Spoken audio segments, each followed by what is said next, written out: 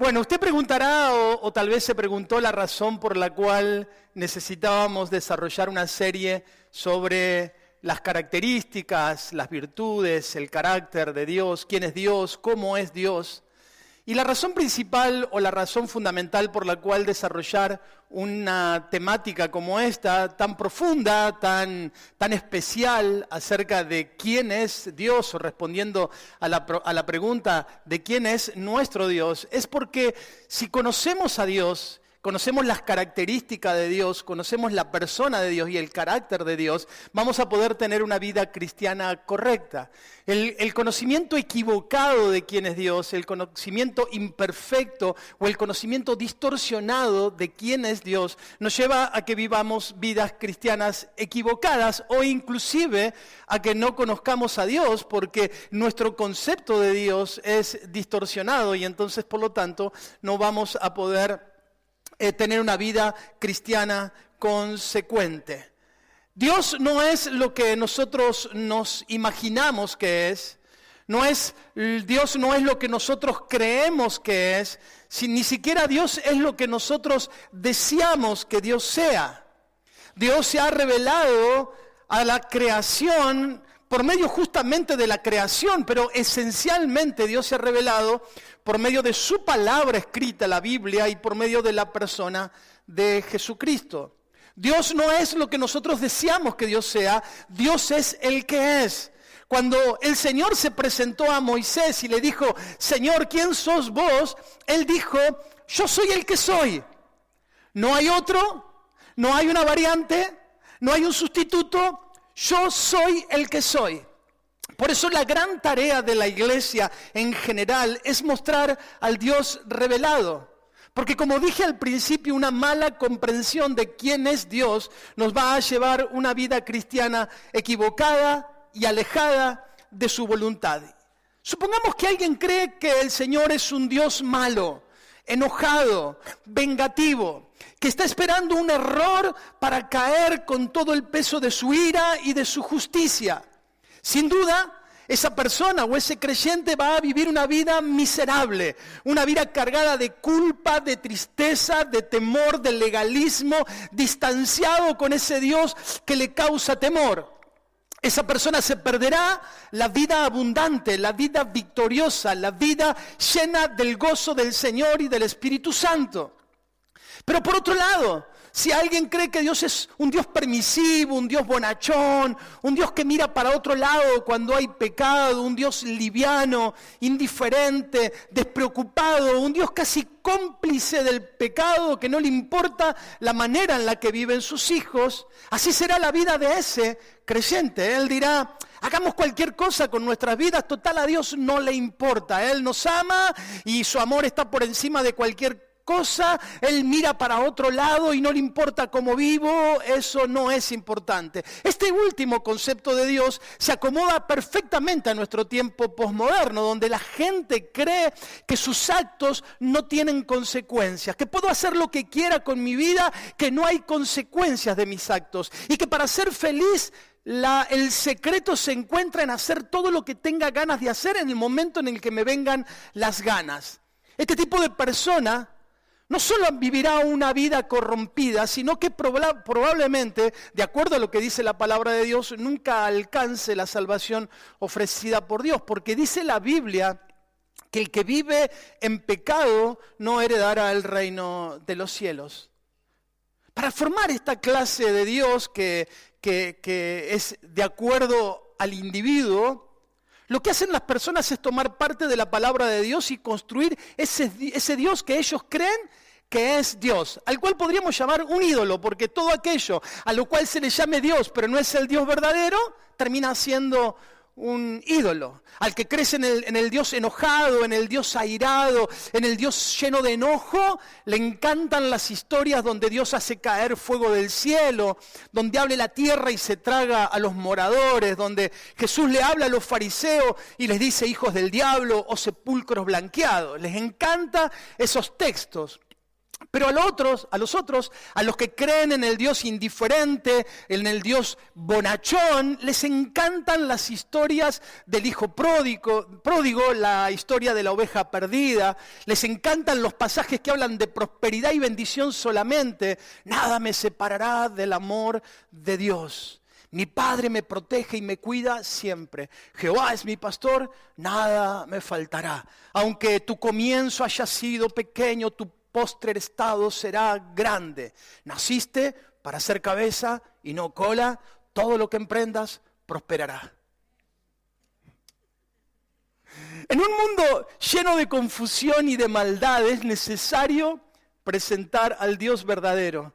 En un mundo que le encanta crearse ídolos y que le encanta crearse sustitutos del verdadero Dios, es necesario hablar acerca del Dios verdadero.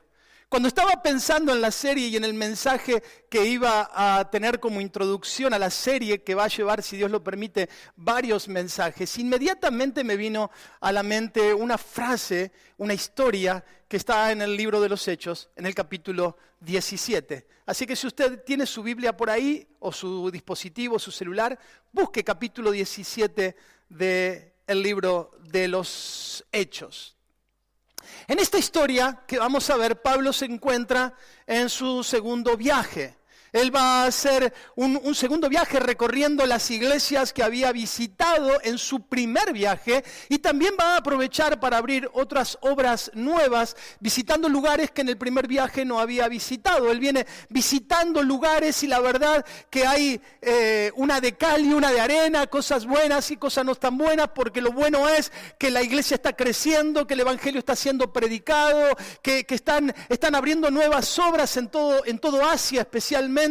Están abriéndose obras nuevas, pero por el otro lado, los religiosos están furiosos, lo están persiguiendo, ha recibido golpes, ha recibido maltratos, ha sido encarcelado. Así que viene el apóstol Pablo predicando el evangelio y en el capítulo 17 nos dice que llega a la ciudad de Tesalónica. Ahí en la ciudad de Tesalónica produce una revolución. El evangelio es creído, dice que los hombres de bien y las mujeres grandes, las mujeres más populares o las mujeres de mayor peso y los hombres de mayor peso en la sociedad de Tesalónica comienzan a creer en el evangelio, pero los religiosos nuevamente se levantan contra el apóstol Pablo, lo persiguen, lo quieren encarcelar, se arma un tumulto y lo tienen que sacar rápidamente de ese lugar. Lo llevan a la ciudad de Berea. En la ciudad de Berea ocurre algo similar. El apóstol Pablo predica, la gente cree, dice que los de Berea abrían las escrituras para ver si lo que el apóstol Pablo les estaba diciendo era cierto.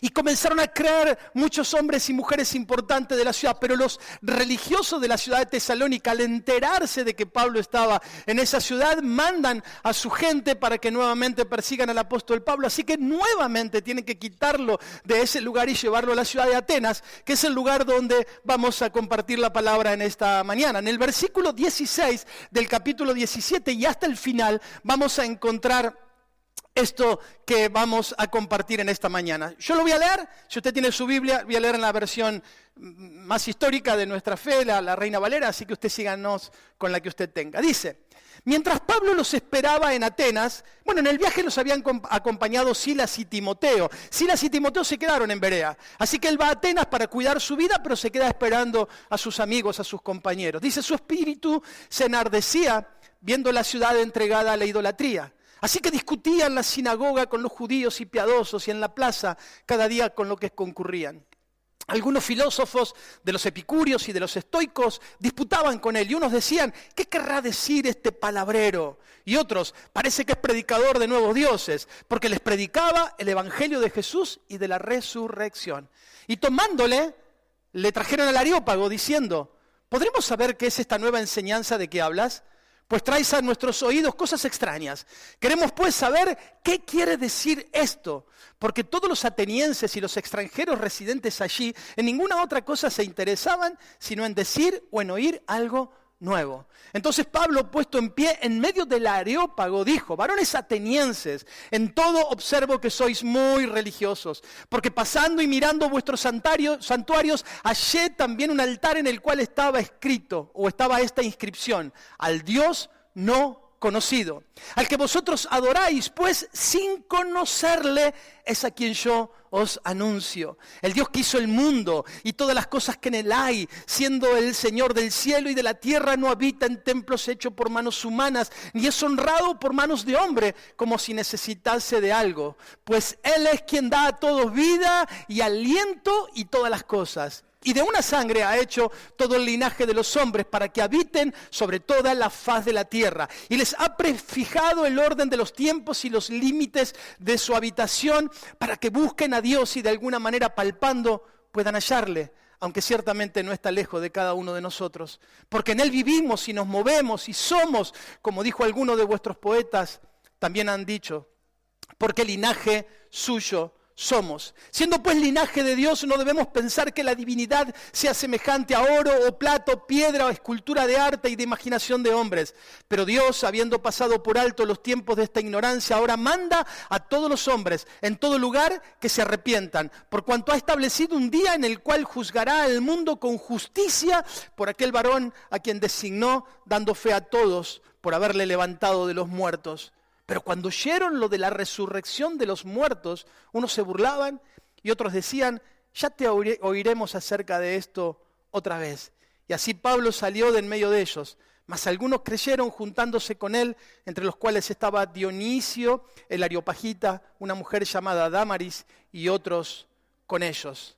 La ciudad en la que está el apóstol Pablo es la ciudad de Atenas, era la capital del imperio griego. No tenía el esplendor ni el poderío que había tenido en siglos pasados cuando Grecia había sido el centro o la potencia más importante de todo lo que era el Asia. Ya no era el imperio griego, ahora estaban bajo el dominio de Roma. Sin embargo, todavía era el centro cultural, el centro filosófico, el centro intelectual del mundo occidental. Era el lugar donde se desarrollaban las grandes ideas y donde habitaban los grandes filósofos, los pensadores de aquella época. Una de las características de la cultura griega era la enorme cantidad de dioses que tenían. Todos hemos escuchado alguna vez del Olimpo o del monte de Olimpia, el lugar donde estaban los dioses del Olimpo. Hemos escuchado alguna vez. Dice que este monte o este lugar donde estaban los templos más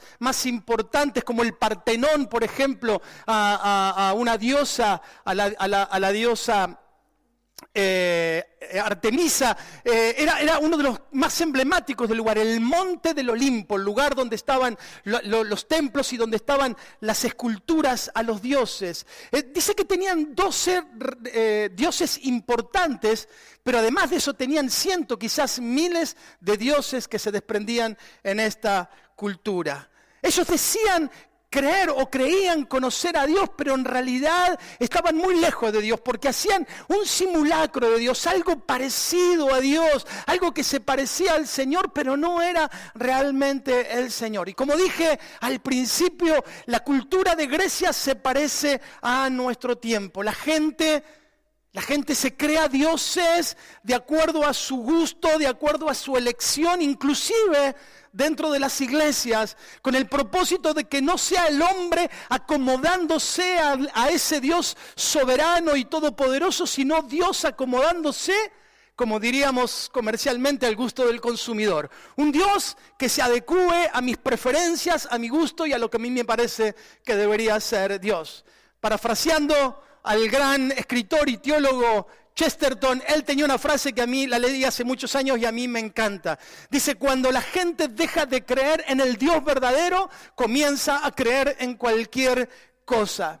Dice el texto que hemos leído que Pablo, estando en esa ciudad donde estaban toda esa idolatría, dice que su corazón se enardecía. La palabra enardecerse es entristecerse, dolerse, indignarse por causa del pecado.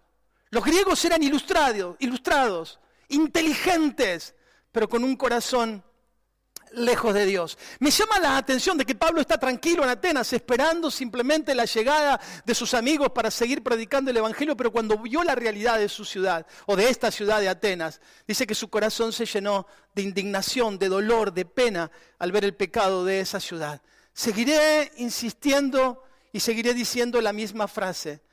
Al cristiano, al que ama a Dios, se le duele el corazón cuando ve a un creyente que está lejos de Dios o cuando ve el pecado o la idolatría en la vida de otros. No la festeja ni la celebra. En el corazón del creyente se produce una indignación, un dolor a ver el pecado del pueblo, a ver el pecado de otros, al ver cómo las personas se alejan de Dios. Así estaba el corazón del apóstol Pablo. Pero no se queda en silencio. Él no se queda esperando y diciendo qué barbaridad lo que está ocurriendo en esta ciudad, sino que dice que inmediatamente comenzó a predicar el evangelio, yendo a las sinagogas, como tenía la costumbre de hacerlo, o yendo a la plaza a predicar el evangelio. Rápidamente se juntaron algunos para oponerse a lo que él decía, tratándolo de palabrero o de predicador de nuevos dioses, y dice que dentro de estos se destacaban los epicúreos y los estoicos. Algo escuchamos en algún sermón de tiempo pasado acerca de esto, solamente voy a decirle algunas características de estas dos corrientes filosóficas griegas, porque va a ser muy importante en el centro del mensaje, a la luz de lo que el apóstol Pablo va a compartirles acerca de Dios. Los epicúreos era aquella corriente filosófica que perseguía el placer como el propósito principal de la vida. Ellos valoraban mucho la ausencia de dolor, de pasiones perturbadoras o de los temores. El objetivo de la vida humana, decían ellos, debe ser el de experimentar constantemente emociones placenteras. Su clave era la experiencia, no la verdad, porque según los epicúreos no había nada después de la muerte. Una vez que moríamos, moría el cuerpo, y decían ellos que el alma también moría junto con el cuerpo. Así que no había esperanza, no había vida después de la muerte, no había nada por qué hacer las cosas bien. Así que ellos le daban rienda suelta al placer porque no había nada que esperar después de esta vida. Por el otro lado, los estoicos eran extremadamente adoradores, por decirlo de alguna manera, a tal punto que eran panteístas, es decir, ellos llamaban, a todo lo llamaban Dios, a la creación lo llamaban Dios, a los pájaros le llamaban Dios, a todo le llamaban Dios. Estos estoicos, a contrapartida de los epicúreos, le daban mucha importancia a la moralidad. Ellos, el sentido de deber y el de hacer las cosas bien era parte de su filosofía. Ellos tenían una orgullosa dignidad, por decirlo de alguna manera.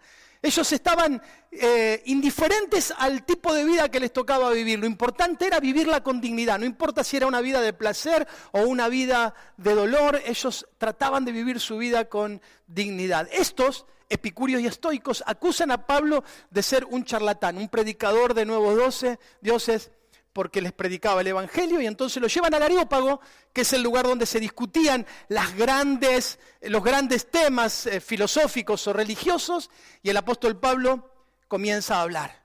Y en el versículo 22, él va a predicar el evangelio, pero lo va a hacer de una manera singular, y quiero que me preste atención porque este es el núcleo del mensaje de esta mañana. Lo primero que hace Pablo en el versículo 22 es no condenar la idolatría suprema que tenían los griegos, sino que va a buscar un punto de contacto. Va a tratar de buscar algún lugar donde pudiera a ellos hacerlos sentir parte del mensaje que estaba predicando. Y entonces le dice, veo que ustedes son muy religiosos, veo que ustedes están adorando a un montón de dioses, pero dentro de los dioses que veo que están adorando, o de los ídolos que tienen en Grecia, hay uno que se llama o se titula el Dios no conocido. Un Dios que reconocen su existencia, pero que no saben quién es. Un Dios que saben que tienen que estar detrás.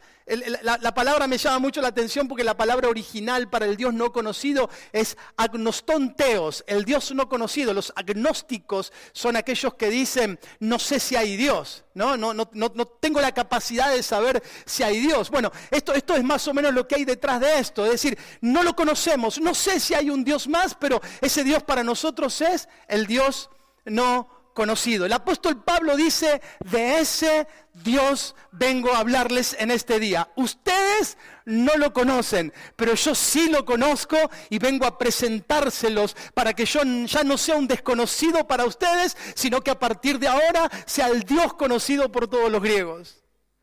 Y comienza a predicar el apóstol Pablo. Y comienza a desarrollar el mensaje tal vez más fuerte acerca de quién es el Dios verdadero, el mensaje más fuerte acerca o más desarrollado, más completo acerca de los atributos de Dios en un solo mensaje. Lo primero que va a decir Él es el Dios que hizo el mundo y todas las cosas que en Él hay, siendo Señor del cielo y de la tierra, no habita en templos hechos por manos humanas, ni es honrado por manos de hombre como si necesitase de algo, pues Él es quien da vida y aliento a todas las cosas.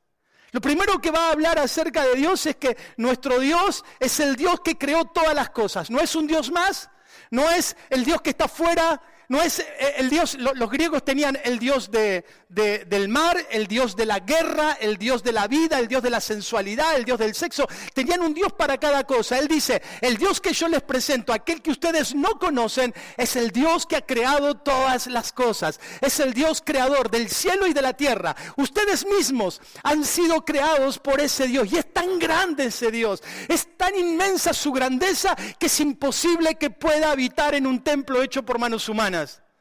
Ahora imagínense, este mensaje lo está predicando en la ciudad de Atenas, donde está lleno de templos, donde está lleno de lugares de adoración. Y en ese lugar el apóstol Pablo dice, el Dios que yo predico no puede entrar en un templito.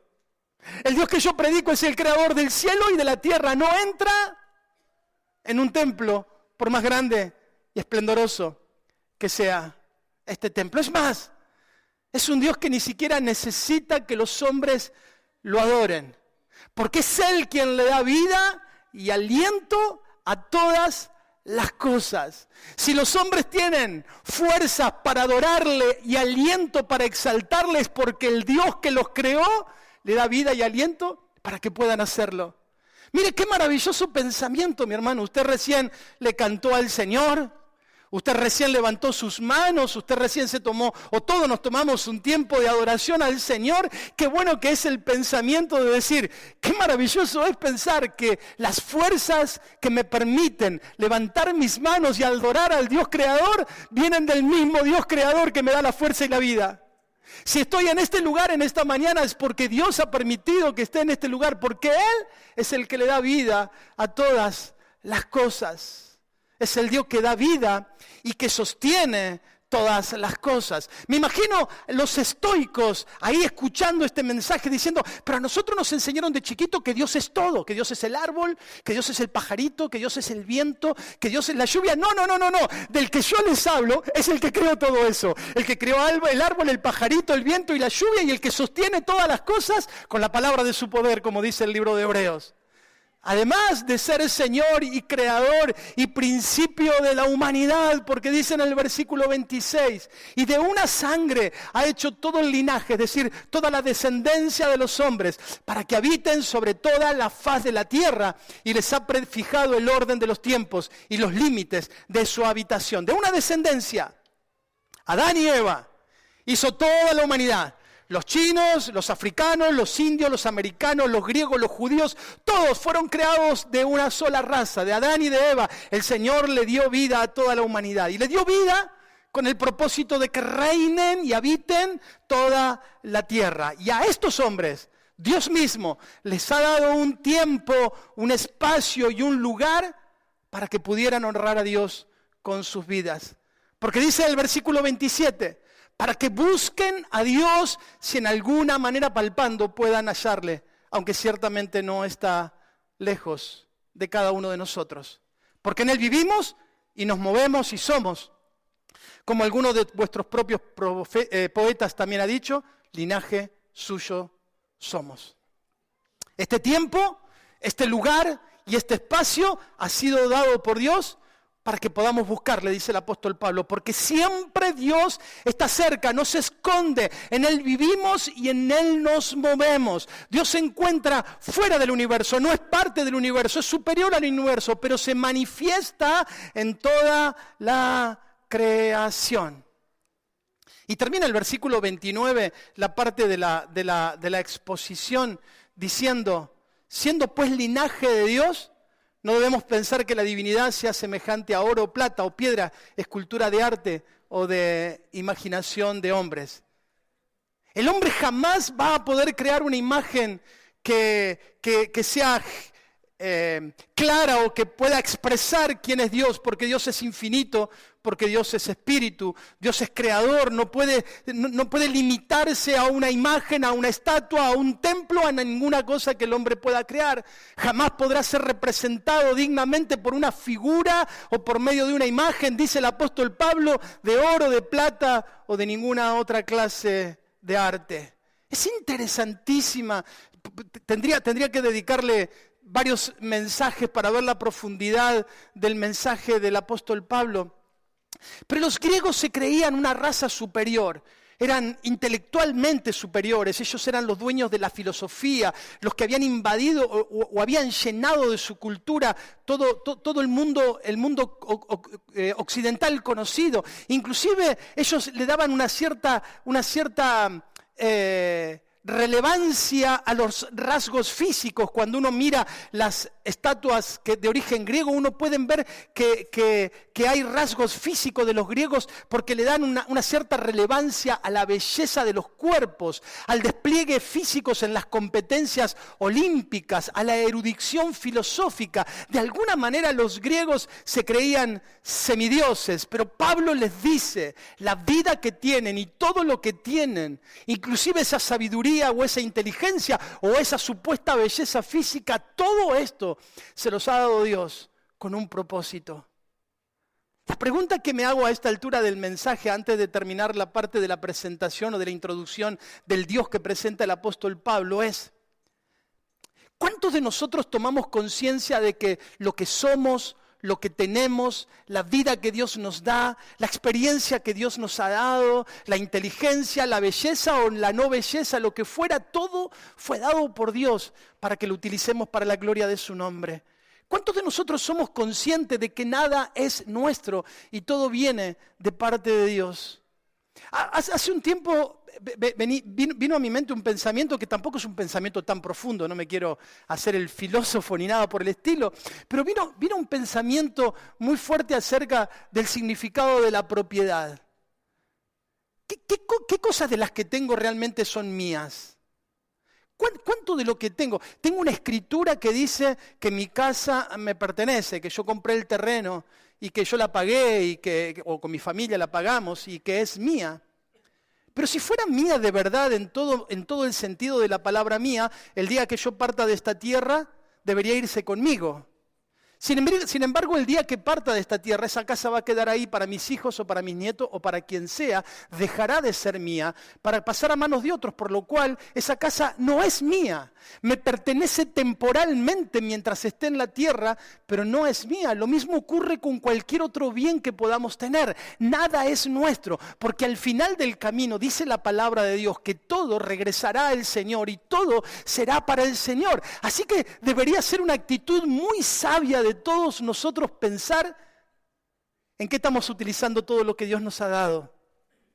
¿De qué manera estamos usando nuestro conocimiento, nuestros años, nuestra salud, nuestra experiencia, nuestros bienes, nuestro auto, nuestra casa, nuestro trabajo, todo lo que tenemos? ¿De qué manera lo estamos usando? Porque el enemigo nos quiere hacer creer que es nuestro y la verdad que nada en esta tierra es nuestro, todo le pertenece al Señor y debería ser utilizado para la gloria de su nombre. Porque aún las cosas de los incrédulos, aún las cosas que tienen aquellas personas que no conocen a Dios, un día regresarán a las manos de quien se lo dio y le pedirá cuenta de lo que hicieron con ello. El apóstol Pablo se para en el Areópago y le dice a los griegos: miren todo el esplendor que tiene la ciudad de Atenas, miren los templos, miren el Partenón, miren lo que es el monte de Olimpo, miren todo lo que tienen. Todo esto fue dado por Dios para la gloria de su nombre. Porque Dios no habita en templo hecho de manos, ni tampoco necesita la adoración de los hombres. Pero este mismo Dios, al cual el apóstol Pablo lo describe con características singulares, algunas de ellas las vamos a desarrollar a lo largo de la serie de mensajes que vamos a compartir. Este Dios que presenta el apóstol Pablo es uno, es único.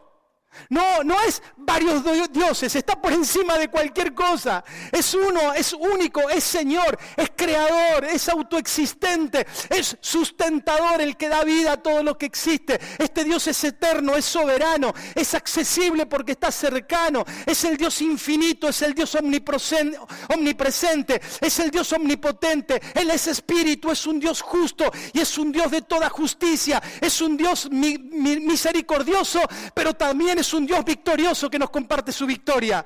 Todo eso y mucho más es nuestro Dios. Por eso a Él sea toda la gloria y den un aplauso a este Dios, por favor. Por favor.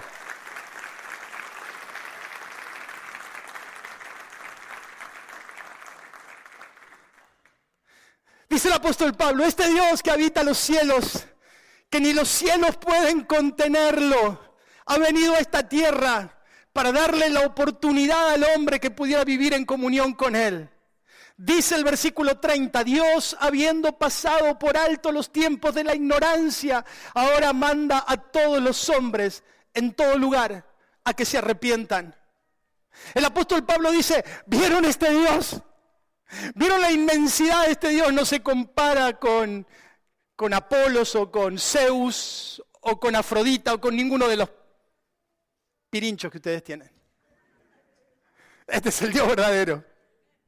Este Dios verdadero se hizo hombre y vino a la tierra, diciéndole a todos los hombres, en todo lugar, que se arrepientan. Abandonen su pecado y la idolatría y vengan al Dios verdadero. Aquí Pablo iguala a todos los hombres en su condición de pecado, porque dice, Él llama a todos los hombres en todo lugar. A los ilustrados y a los bárbaros, a las personas que eran intelectualmente superiores y a los iletrados, a todos los llamas, a los ricos y a los pobres, a todos los hombres en todo lugar el Señor los llaman para que se arrepientan. Arrepiéntanse de sus pecados, es el mensaje final que el apóstol Pablo predica en el Areópago. Vuelvan su corazón a Dios. Aquí Pablo iguala a todos los hombres porque dice la palabra de Dios que todos los hombres somos pecadores y que todos los hombres de todas las razas, de todos los tiempos y en todo lugar necesitamos arrepentirnos y volver nuestro corazón a Dios. Dice el apóstol Pablo, cambien su manera de pensar para cambiar su manera de vivir. No sigan las emociones, no sigan las pasiones, no sigan lo que su mente les dicta. Convénzanse de que Dios les ama y que desea que sus corazones se vuelvan a Él. Pero en el versículo 31 el apóstol Pablo presenta tal vez lo más desagradable, entre comillas, de todo su mensaje. Porque él dice, porque este Dios que tiene todo poder, que es el creador de todas las cosas, ha establecido un día en el cual juzgará al mundo con justicia, es decir, con justo juicio, por aquel varón a quien designó dando fe a todos, con haberle levantado de los muertos. Dios es el que es. Dios no es que tenemos elecciones de elegir, a mí me gusta más este Dios, a mí me gusta. No, porque hay un solo Dios, no hay más que un solo Dios. O amamos al Dios verdadero o rechazamos al Dios verdadero, no hay otra manera de hacer. Es como si dijéramos mañana nosotros, la verdad que el planeta Tierra no me gusta. Me encantaría vivir en otro planeta. Bueno, sí, creo que como un pensamiento utópico o un pensamiento idealista sería fantástico. A mí me encantaría un planeta donde no haya smog. Y qué sé yo, y donde no haya mosquitos. A mí me gustaría que no haya mosquitos. Pero no hay opción. O vivís en el planeta Tierra o te morís. No hay opción. El apóstol Pablo dice, no hay muchos dioses, no es que exista una inmensa cantidad de dioses, hay falsos dioses. Eso sí, hay muchos falsos dioses, pero hay un solo Dios verdadero. Y este Dios verdadero llama a todos los hombres en todo lugar que se arrepientan, porque Él mismo ha establecido un día en el cual juzgará con justo juicio por medio de Jesucristo a todos los hombres, dando fe con haberle levantado de los muertos. Porque viene un día, dice Pablo a los atenienses. Viene un día, dice el apóstol Pablo a la iglesia Tiempo de Dios, en el cual Jesús, aquel que se levantó de los muertos, juzgará a todas las personas con justo juicio y con justicia. Imagínense a los epicúreos que estaban ahí escuchando y ellos dicen, a nosotros nos enseñaron de que no hay nada después de esta vida. A nosotros nos enseñaron de que podíamos vivir como quisiéramos y que estaba todo bien. Total, el alma muere con el cuerpo. A nosotros nos enseñaron de que no hay tal cosa como un Dios que nos juzgará. Esto nos está volando la cabeza. Pablo enseña a los atenienses que este Dios, que es tanto creador y tanto un Dios misericordioso que llama al arrepentimiento, también es un Dios de justicia que no dejará sin castigo al pecador. Porque cuando Dios juzgue, será un juicio justo. Porque el juicio será llevado a cabo por medio de un juez justo que tiene la señal de los clavos en sus manos. Eso dice el versículo que hemos leído. Juzgará por medio de Jesucristo, el que ha resucitado de los muertos y quien juzgará a la humanidad entera. El mayor pecado del hombre no es mentir, no es robar, no es matar. El mayor pecado del hombre es rechazar el ofrecimiento de Dios en Cristo Jesús para salvación y vida eterna.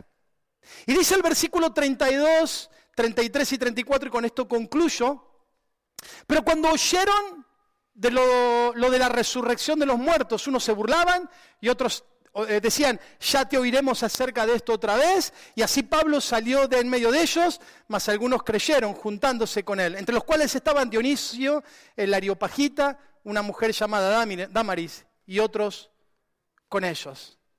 3 tipos de reacción frente al discurso que da el apóstol Pablo. Él habló acerca del Dios no conocido, el Dios que está por encima de cualquier cosa, el Dios creador, el Dios omnipotente, el Dios omnipresente, el Dios cercano. Él ya habló acerca de Dios, ese Dios que se hizo hombre para ir a la cruz y llamar desde la cruz a todos los hombres al arrepentimiento. Y no solamente fue a la cruz, sino que fue sepultado y al tercer día fue levantado entre los muertos para poder juzgar con justo juicio. Y dice el texto que cuando escucharon de la resurrección de los muertos, hubo 3 tipos de reacciones. Unos se burlaban. ¿Usted no, al escuchar estas 3 reacciones, no le parece que es representativa de la historia de la humanidad o de la humanidad en su historia? Porque algunos se comenzaron a burlar, a decir, ya empezó la pavada este. Dejá de hablar tontera. Ya está. A mí me gusta mucho más Zeus. Yo prefiero a Afrodita. Esto que me estás presentando. Y comenzaron a reírse, y comenzaron a burlarse, y comenzaron a decirle cosas al apóstol Pablo. Tal cual como te pasa a vos, y como me pasa a mí, cuando predicamos el Evangelio. Pero dice el texto que otros lo ignoraron. Les causó cierto grado de interés, pero dijeron, dejémoslo para más tarde, porque así dice el texto que dijeron. Dice, ya te oiremos acerca de esto otra vez. Como que no es para desecharlo, pero todavía no tengo tiempo para tomar una decisión. Sin embargo, dice el tercer grupo, que unos poquitos, que después se convirtió en una gran comunidad en la ciudad de Atenas, creyeron. Un tal Dionisio y una tal Dámaris. Aún hoy la humanidad sigue teniendo reacciones similares a las que tuvieron aquellos hombres allí en el Areópago. Están quienes se ríen y se burlan, quienes se creen más vivos. ¿Qué va a ser así? Pero dice la Escritura que llegará el día en que estos que ahora se ríen del Evangelio, un día llorarán, pero llorarán sin esperanza, porque ese día será el día donde los dientes crujirán. Lo dice Jesús al ver la llegada del juicio eterno y la imposibilidad de volver atrás sus pasos. El otro grupo lo dejó para más tarde, para cuando tengan más tiempo, para cuando necesiten de Dios, para cuando la cosa se complique, para cuando sean más viejos, porque ahora son muy jóvenes o porque todavía no creen que sea necesario. Es un grupo que mostró interés pero que no decidió. Pero algunos otros, dice la Escritura, que creyeron, entre los cuales había un tal Dionisio y una mujer llamada Dámaris. Cada uno de los ídolos de Atenas tenía algo de Dios verdadero. Se parecía un poquito al Dios verdadero, pero no eran el Dios verdadero. Así son los ídolos. Son formados a nuestro deseo, se parecen un poco a Dios, pero no son el Dios verdadero, sino un simple Dios fragmentado, un ídolo. Inclusive algunos a su ídolo lo llaman Jesús, o lo llaman Dios, o lo llaman Jehová. Lleva el mismo nombre que el Dios verdadero, es bastante parecido al Dios real, pero no es el Dios de la Biblia. Es un Dios devaluado, un Dios débil, un Dios indiferente al pecado, un Dios acomodado al corazón de la gente. Es un Dios popular, el Dios que ama a la gente porque fue creado por ella. Así lo hizo Israel en el pasado, en cierta oportunidad, construyendo un becerro de oro y diciéndole: este es el Dios que te sacó de Egipto, llamémosle Jehová. Y dice la palabra de Dios que Dios se indignó al ver la idolatría en el corazón del pueblo de Israel. Si vivís tu vida sin importarte la manera en la que vivís, si agarrás la escritura y la recortás de pedacito, quedándote con lo que te gusta y desechando lo que no te gusta, en realidad no estás conociendo todavía al Dios de la Biblia. Si te da lo mismo hablar groserías, fornicar, adulterar o aplaudir a quien lo hace, si te da lo mismo involucrarte en conversaciones de chisme y de pecado y no sentís nada, entonces todavía no conoces al Dios santo y perfecto. El Dios que murió en la cruz, el Dios justo que pagó por nuestros pecados, que nos ayuda a luchar con nuestra naturaleza de pecado, tal cual como hemos visto el domingo pasado, pero que jamás, jamás, jamás va a dejar por inocente al culpable. ¿Conoces al Dios de la Biblia? ¿Conoces al Dios de verdad o para vos Dios todavía sigue siendo un Dios desconocido? Cuando Mati tenía unos 10 años, viajamos con Juanjo a Buenos Aires a buscar una familia que venía del extranjero. Aprovechamos la oportunidad para ir a ver un partido de fútbol de las eliminatorias, Argentina contra Brasil. La selección argentina fue un evento para nosotros súper bonito porque yo no me acordaba, pero miré la alineación de ese día y hubo jugadores, de algunos me acordaba, sí, de otros no, pero hubo jugadores ese día que marcaron la historia del fútbol argentino. En esa selección jugó Riquelme, jugó Tevez, jugó Cambiaso, jugó Messi, De Micheli, Zanetti. Es decir que si Juanjo, yo y Matías decimos: che, ¿ustedes conocen a Messi? Podríamos decir: sí, claro que lo conocemos, no estaríamos mintiendo, pero en realidad no lo conocemos, solamente lo vimos. Lo vimos una vez jugar al fútbol, pero en realidad no conocemos la parte íntima de Messi, su relación con Antonella y con sus 3 hijos, cómo los trata de verdad dentro de su casa, porque no conocemos la intimidad. Conocemos acerca de Messi, aquello que él ha decidido hacer público, pero no lo conocemos a él. No sabemos quién es, solo escuchamos un poquito acerca de él. Y lo vimos una vez en nuestra vida. ¿Acaso no existen personas que podrían decir lo mismo acerca de Dios? Saben quién es Dios. Conocen algunos aspectos de Dios, conocen algunos aspectos de su palabra. Inclusive pueden contar algunos milagros que vieron hacer a Dios en algún momento determinado de su vida. Pero, ¿conocen a Dios? ¿Mantienen una intimidad con el Dios que quiere revelarse y que está cercano a todos nosotros? El Dios que dice que lo busquemos, que Él se dejará encontrar. El Dios que nos llama al arrepentimiento, el Dios creador de todo lo que existe. ¿Lo conocemos de verdad? Dice 1 de Juan capítulo 2 versículo 3, de verdad que ya termino. En esto sabemos que nosotros le conocemos. En esto sabemos que nosotros le conocemos, si guardamos sus mandamientos. El que dice: yo le conozco, y no guarda sus mandamientos, el tal es mentiroso y la verdad no está en él. El Dios de la Biblia es soberano, creador de todas las cosas, es eterno e inmortal, es santo y justo. Un Dios que ha establecido leyes inquebrantables en el universo. Pero también es un Dios de misericordia que sigue llamando a los pecadores al arrepentimiento, así como lo hizo con los atenienses. Así lo ha hecho a lo largo de la historia y así lo sigue haciendo en el día de hoy. de la voz y de la boca de los predicadores verdaderos del Señor siguen saliendo las mismas palabras. Pecadores, arrepiéntanse y vuelvan su corazón al Dios verdadero. Porque Pablo dice que la única manera de alcanzar salvación y vida eterna es conociendo al Dios correcto de forma correcta. Dios es infinitamente más grande de todo lo que nuestra mente pudiera imaginar. Su amor y misericordia son inmensos.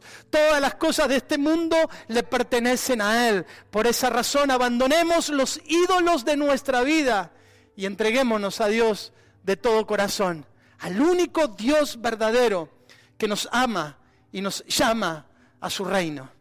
Cerra tus ojos y vamos a orar.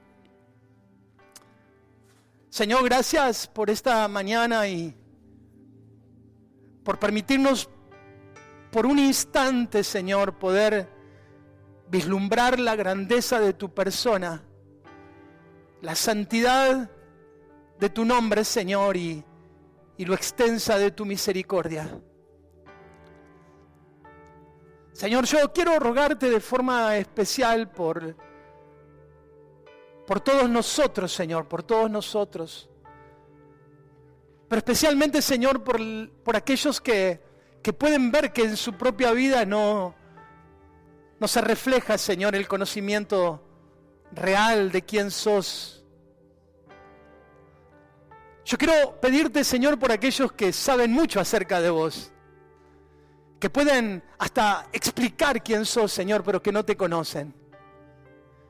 Yo quiero rogarte, Señor, por aquellos que tal vez en algún momento de su vida inclusive hasta te vieron hacer cosas, vieron milagros, vieron señales, vieron transformación, pero que en su propia vida no hay una experiencia, Señor, de transformación. Yo te ruego, Dios, en el nombre de Jesús, que en esta mañana, en este lugar, Señor, puedas manifestar tu amor y tu misericordia sobre tu pueblo. Y que aquellos que no te conocen, Señor, en esta mañana puedan decir, Señor, hoy yo quiero conocerte. Quiero entregarte mi vida, yo me arrepiento de mis pecados. He abrazado el pecado y he justificado el pecado en mi vida de mil maneras, pero en esta mañana me doy cuenta, Señor, que todo eso me alejó de vos. En esta mañana dejo mi ídolo en tu altar, Señor, y me arrepiento de toda mi maldad, Señor, para conocer al Dios verdadero, santo.